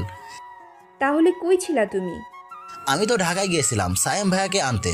ভাইয়া সুইজারল্যান্ড থেকে আসছে এবং তার বিমান ঢাকা পোর্টে নামবে। কি? তোমার বড় ভাই আসছে সুইজারল্যান্ড থেকে? ওদের অনুষ্ঠানে আসার পথে ভাইয়ার কল পাই। তারপর আমি বাসায় গিয়ে সপরিবারে রাতে বাসে ঢাকায় চলে যাই। তাই বলে 1 মাস লাগলো? আসলে ঢাকায় গিয়ে আমার ছোট আন্টির বাসায় উঠেছি। পরে ছোট আন্টি আম্মুকে বলল অনেক হলো আসো না, আর আমরাও যেতে পারি না, সো আসছো যেহেতু কিছুদিন বেরিয়ে যাও। তাই তো এতদিন হয়ে গেল আর কি। আর রাগ সেটা তো মানুষের উপর করে, আর তুই তো একটা ডাইনি, তোমার উপর কি রাগ করা যায়? দিমো একটা। আমি পেতনি হলে তুমি শিং ছাড়া সার। আচ্ছা, তাহলে তোমার মোবাইল বন্ধ ছিল কেন তখন? আর বলো না, হালার সিমটা নষ্ট হয়ে গেছে। তাই তো বলি, বাড়িতে তালা ঝুলানো কেন? আচ্ছা, একটা জিনিস বুঝতেছি না, তুমি আমাদের বাড়িতে গেছিলা কেন? আমি ভাবছি তুমি আমার উপর অভিমান করে আসো নাই তাই। তাই নাকি? জানো ওই দিন তোমার জন্য কত সুন্দর করে সেজে অনুষ্ঠানে গিয়েছিলাম। আমার জীবনে কখনো কারোর জন্য এমন করে সাজিনি। তাই বুঝি? আহারে। সেখানে গিয়ে তোমাকে মনে মনে খুঁজেছিলাম, ভেবেছিলাম সেই দিনই মাপ চেয়ে নিব, কিন্তু পাইনি বলে আর খুব মন খারাপ হয়েছিল। আর ওই দিন হতে তোমাকে মিস করা শুরু করেছি, যা আমি কাউকে বুঝতে দেইনি। ও, তুমি আমারে তুমি করে বলতেছো কেন? সারা জীবন তো তুই করে বলছিলি। তুমি বুঝবে না সেটা। বুঝিয়ে বলো। একটু পরে বুঝতে পারবে। তাহলে পাগলটা আমার উপর অভিমান করে নয়, বরং সমস্যার কারণে আসেনি। তুই এমন কেন রে? তোরে যে আমার খুব টানে, ইচ্ছে করে তোর সাথে মিশে যায়, তোকে আমার সারা জীবনের সঙ্গী বানাবো, সুখ দুঃখের সাথী। তোকে অনেক ভালোবেসে ফেলেছি, তোকে আজকে মনের কথা বলে দিব। না হলে তুই আবার যদি অন্য কারোর মায়ে জড়িয়ে পড়িস, আজ হতে আমাদের মাঝে আর কোনো কিছু থাকবে না, ভালোবাসা ছাড়া। শুধু তুই রাজি হয়ে যাস। এসব ভাবতেছে আর হাঁটতেছে। হাঁটতে হাঁটতে আমরা চলে এলাম একটা ফুচকা দোকানের সামনে। ফুচকা খাবে না? আমার কাছে তো কোনো টাকা নেই, তুমি তো কিপটে, তুমি খাওয়াবে? তুই তো আস্ত একটা ফকিন্নি। কপালাস, টাকা নাই বলে এত বড়। মামা 2 প্লেট ফুচকা দিন, 1 প্লেটে ঝাল বেশি দিয়ে। তুমি ঝাল খাবা না? আমি তো আমার জন্য ঝাল দিতে বললাম। ও মামা, আমারটাতেও ঝাল দিন। তুমি ঝাল খেতে পারবা? পারবো না কেন? পরে না হয় আবার কান্না করে দাও। এই আমি ছোট বাচ্চা না যে কান্না করে দিব। ফুচকাওয়ালা আমাদের ফুচকা দিয়ে গেল। অতি খেতে শুরু করলো, গপ গপ করে খাচ্ছে। ওরে দেখে আমিও খাওয়া শুরু করলাম। মোটামুটি খাওয়া শেষ, আমার অবস্থাও শেষ। ভাই রে ভাই, আমার সে কি জালে ধরছে, চোখ মুখ লাল হয়ে গেছে। অথি আমাকে দেখে প্রথমে হাসলেও পরে অবস্থা খারাপ দেখে বলে, এই জন্যই তো বলছি এত ঝাল না খেতে। এখন দেখলে তো কি হলো? পানি দে। অথি আমাকে পানি দিল, কিন্তু ঝাল গেল না। পানি আরও দিল, তারপরেও ঝাল গেল না। আমি ঝাল আর সহ্য করতে পারছি না দেখে অথি আমাকে টান দিয়ে বুকে নিয়ে আমার ঠোঁটে তার ঠোঁট ডুবিয়ে দিল। আচমকা অথির এই ব্যবহারে আমি অবাক হয়ে যাই। অথি আমার চুল আঁকড়ে ধরে আমিও সাথে রেসপন্স দিতে থাকি। আহ, কি মিষ্টি অথির ঠোঁট। অনেকক্ষণ থাকার পর অথির লিপস্টিক এলোমেলো হয়ে যায়। অথি আমার দিকে এক দৃষ্টিতে তাকিয়ে থাকে। আমি কিছুটা লজ্জা পেয়ে যাই, মাথা নিচু করে ফেলি। সত্যি ওরে কিস করে আমার সমস্ত ঝাল উধাও হয়ে যায়। আমি যেন অন্য জগতে ছিলাম। তারপর অথি আমাকে ছেড়ে দিয়ে আমার দিকে এক দৃষ্টিতে তাকিয়ে থাকে। আমি কিছুটা লজ্জা পেয়ে মাথা নিচু করে ফেলি। সরি, আসলে তোমার কষ্ট সহ্য করতে পারছিলাম না, তাই। It's okay. আচ্ছা চলো এখন বাসায় যাই। ওকে চলো বাসায় যাই। তো আমরা আজকের মতো বিদায় নিয়ে চলে আসলাম। মহারানী অথি বাসায় চলে গেছে। আজ পৃথিবীর সবচেয়ে সুখী মানুষগুলো একটা হচ্ছে অথি। তো বাসায় গিয়ে অথি মনে মনে বলতেছে, অয়ন তোমাকে আমি অনেক ভালোবাসি। আমরা খুব ঝগড়া করব, তুমি অভিমান করলে আমি তোমার অভিমান ভাঙিয়ে দিব। এইদিকে আমিও বাসায় চলে আসতে অবশ্য ফুচকা নিয়ে আসছি, কারণ না আনলে ঘরে যে পেতনি দুইটা আছে ওগুলো আমাকে নিঃশেষ করে ফেলবে। ভাইয়া তুমি আসছো? আসছি। এই নাও তোমাদের ফুচকা।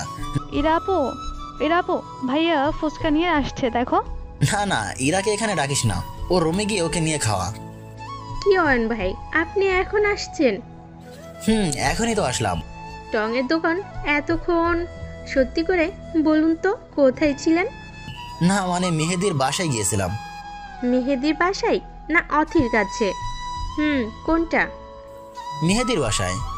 তাহলে অথির কাছে গেছে সেটাকে? আমি জানি না।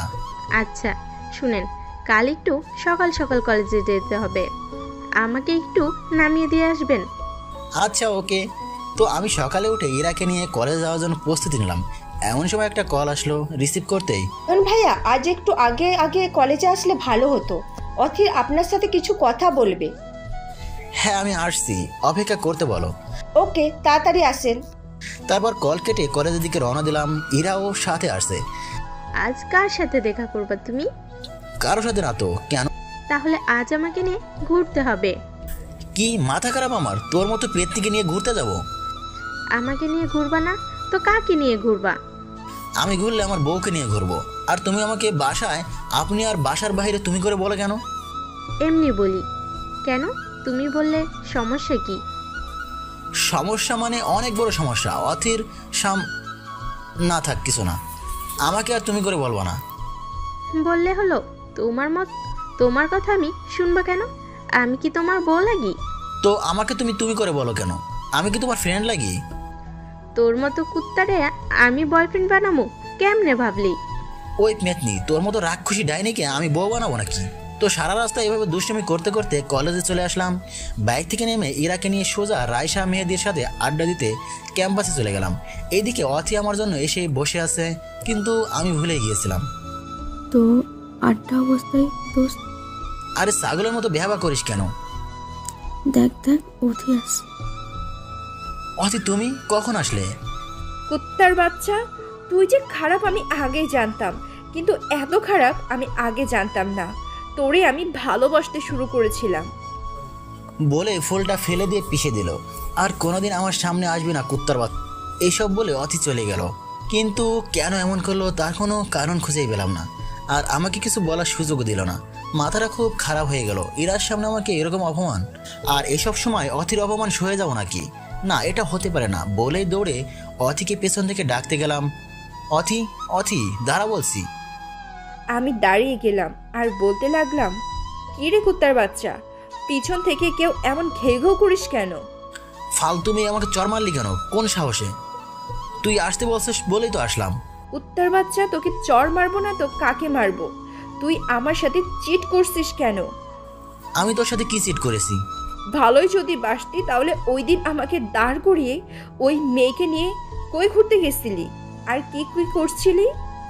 আমি তো শুধু তোকে ভালোবেসেছিলাম। কোন মেয়ে? কোথায় ঘুরতে গেছিলাম? একটা ভিডিও দেখে এই মেয়েটার সাথে কি করছিলি তুই? আমি তো অবাক, এই ভিডিওটা অথিকে কে দিল? এটা তো কারো জানার কথা না। আসলে আমি পুরো কথাটা শেষ না করতে ধাক্কা দিয়ে আমিও রেগে গিয়ে, যা, তোর মতো মেয়েকে ভালোবাসার আমার মতো ইচ্ছাই নেই। তাহলে এতদিন কুত্তার মতো ঘুরছিলি কেন? তখন হয়তো ভালোবেসেছিলাম, কিন্তু এই দিনের পর থেকে আর তোকে ভালোবাসি না। তোর জন্য মনের মাঝে যে ভালোবাসাটা তৈরি করেছিলাম তা এখন ঘৃণায় পরিণত হয়েছে। তোর প্রতি আমার ভালোবাসা কোনোদিন জন্ম হয়নি আর হবেও না। যেটুকু হয়েছিল তাও আবার এই ভিডিওটাই শেষ করে দিছে। আল্লাহ বাঁচিয়েছে আমায়। ভিডিওটা পেয়েছিলাম না, না হয় তুই যে কিরকম খারাপ বুঝতেই পারতাম না। আরে যা তো এখান থেকে, তুই তোর ভালো নিয়ে থাক। হঠাৎ ইরা এসে বলল, অয়ন ভাই, বাসায় যেতে হবে, আন্টি কল দিয়েছে, মনে হয় কিছু একটা হয়েছে বাসায়। বলিস কি? চল তাড়াতাড়ি চল। বলেই আমি সেখান থেকে ইরাকে নিয়ে চলে আসলাম। বাসায় এসে আব্বু আম্মু, কিরে এত চিল্লাইতেছস কেন? শুধু তোর মেজো মামা এসেছিল, বলল তার বাসায় একটা নতুন ভাড়াটি আসছে, তার মেয়েটা নাকি দেখতে খুবই ভালো আর মিষ্টি, সো সায়েমের জন্য দেখতে বলল। দেখি পছন্দ হলে সায়েমের বউ করে আনতে পারে কিনা। ও এই কথা তাহলে? আমি তো ভাবলাম কি না কি। তো দেখতে যাচ্ছ কবে? এই তো আগামী পরশু যাওয়া চিন্তা করছি। এর মাঝে এসে আন্টি সায়েম ভাইয়ের কোনো শালি থাকলে কিন্তু বিয়েতে রাজি হতে পারবেন না। কেন? শালি থাকলে কি হবে? হি করে দৌড় দিল ইরা, কারণ কিছুর বলার আগেই আমি ইরা ডাইনিটাকে দৌড়াতে শুরু করলাম। এই ডাইনিটা আমার মানজ্জত নিচে নামিয়ে দিত যদি না দৌড়ানি দিতাম। দৌড়াতে দৌড়াতে ইরা আমার বুকে ঢুকে গেল, আমিও দৌড়ে রুমে ঢুকে গেলাম। এবার ইরা দৌড়ানোর রাস্তাই বেরো না, আমিও দিলাম রুমের দরজা বন্ধ করে। তারপর কোথায় বলাবে, এবার দরজা তো বন্ধ বলে আস্তে আস্তে তার কাছে যেতে লাগলাম। ইরা তখন ভয়ে, অয়ন ভাই ভালো হচ্ছে না কিন্তু, কাছে আসবেন না বলে দিচ্ছি। বলতে বলতে পিছু নামতে শুরু করলো। আমিও নাচের বান্দা, টুকে তো এমনি ছেড়ে দেওয়া যাবে না বলে তার কাছে এগিয়ে যাচ্ছি। সেও পেছনে নামতে নামতে বিছানার উপরে বসে পড়ল। আমিও তার কাছে এসে গেলাম, তারপর ধাক্কা দিয়ে বিছানায় উপরে ফেলে দিলাম। তারপর আরও কাছে যেতে লাগলাম। সে কেন জানি চোখ বন্ধ করে ফেললো। আমিও আস্তে আস্তে তার নাক ও ঠোঁটের উপর রাখবো এমন অবস্থায় সে আমাকে ধাক্কা দিয়ে ফেলে দেয় আর তড়িঘড়ি করে দরজায় দাঁড়াইয়ে মুখে ভেংসি কেটে চলে যায় হাসতে হাসতে। আমি তখন নিচে পড়ে ব্যথায় কাতরাচ্ছি, কারণ হাতের কনুইতে ব্যথা পেয়েছি খুব। তো কোনো রকমে উঠে বিছানায় শুয়ে কনুই দেখতে লাগলাম। এমন সময় আম্মু এসে অয়ন অয়ন বলে ডাকতে লাগলো। আমি ভয়ে শেষ, না জানি পেতনিটা সব আম্মুকে বলে দিছে। অয়ন, কি রে, ইরা এসব কি বলছে? না মানে আম্মু, আমি কিছুই করিনি। কিছু করিসনি মানে? তাহলে ইরা আমাকে মিথ্যে বলছে নাকি? সত্যি আম্মু, আমি কিছু করিনি। কিছু না করলে কি অহেতুক হাতে ব্যথা পেয়েছিস? না মানে আম্মু, আমি উপরে সিলিং ফ্যান মুছতে গিয়ে পড়ে গেছি। ওকে ইরামা, আলমারি থেকে মুভটা এনে তোমার অয়ন ভাইয়ের হাতে একটু লাগিয়ে দাও তো। আমি রান্নাঘরে যাচ্ছি বলেই আম্মু চলে গেল। আর ইরা পেন্টিটা হি করে হাসতে হাসতে আমার জন্য মুভ আনতে গেল। তারপর আমি ও গড ভয় পেয়ে গিয়েছিলাম বলেই একটা স্বস্তির নিঃশ্বাস ফেললাম। তো ইরা মুভ এনে, এই নাও তোমার মুভ, তুমি লাগাও। আমিও সুযোগ পেয়ে বললাম, আমি কি করে লাগাবো, ব্যথা তো হাতেই পেয়েছি, বরং তুমি একটু কষ্ট করে লাগিয়ে দাও। ইরা বলল, না আমি পারবো না। ওকে, কি আর করবো, আমার কাজ আমাকেই করতে হবে বলেই মুভটা নিয়ে হাতে লাগাতেই উহ করে উঠলাম। ইরা ভয় পেয়ে, কি হয়েছে অয়ন? সত্যি কি ব্যথা পেয়েছিস বেশি? না না, কিছু হয়নি, সামান্য লেগেছে। তুমি যাও, আমি লাগিয়ে নিতে পারবো। আমি জানি তোমার খুব লেগেছে, দাও আমি লাগিয়ে দিচ্ছি। তোমার কাজে তুমি যাও। এত দরদ দেখাতে এসো না। রাগ করেছো আমার উপর? আমি তো ইচ্ছে করে করিনি, আমি আসলে ভয় পেয়ে গিয়েছিলাম। এই তোমার বিশ্বাস? এতদিনে এইটুকু বুঝলে আমায়? I am sorry Ayan. দূর হয় এখান থেকে, তোর মতো ডাইনিকে মাফ করবো না কোনোদিন। কি বললা? দাঁড়াও বলেই ইরা আমার বুকের মধ্যে এলোপাতারি কিল ঘুষি দিতেই লাগলো। তো সেদিন এভাবেই আমাদের দিনটা কেটে গেল। পরের দিন আমরা একসাথে কলেজে গেলাম এবং আমি আর ইরা হেসে হেসে কথা বলছি। এমন সময় দেখলাম অথি কলেজে এসেছে। আমাকে ইরার সাথে দেখে রেগে আগুন হয়ে গেছে। আমাদের কাছে এসে ওই বখাটে, তোকে না বললাম কখনো আমার সামনে পড়বি না? ওই ফালতু, তোর সামনে কে আসলো? বরং তুই আমার সামনে আসছোস। ফোট এখান থেকে। ফালতু খারাপ হবে কিন্তু বলে দিলাম। ফালতু কাকে বলিস? হ্যাঁ, এখানে আমি আর ইরা ছাড়া তো আর কেউ নেই, সো তোকে ছাড়া আর কাকে বলবো? অথি এখন এসছিস? চল চল, স্যার ডাকছে। আচ্ছা চল। ওই বখাটে শোন, আজকের মতো ছেড়ে দিলাম, আর যেন না দেখি। আরে যা যা, পারলে কিছু করিস। তো এভাবে কলেজে গেলে অথি আর বাসায় আসলে ইরার সাথে প্রতিদিন আমার ফাইটিং হয়। এর মাঝে এসে গেল সায়েম ভাইয়ের মেয়ে দেখার দিন। তো সবার মতো আমিও রেডি হয়ে গেলাম। আইতে উঠতে যাব, এমন সময় আব্বু বলল,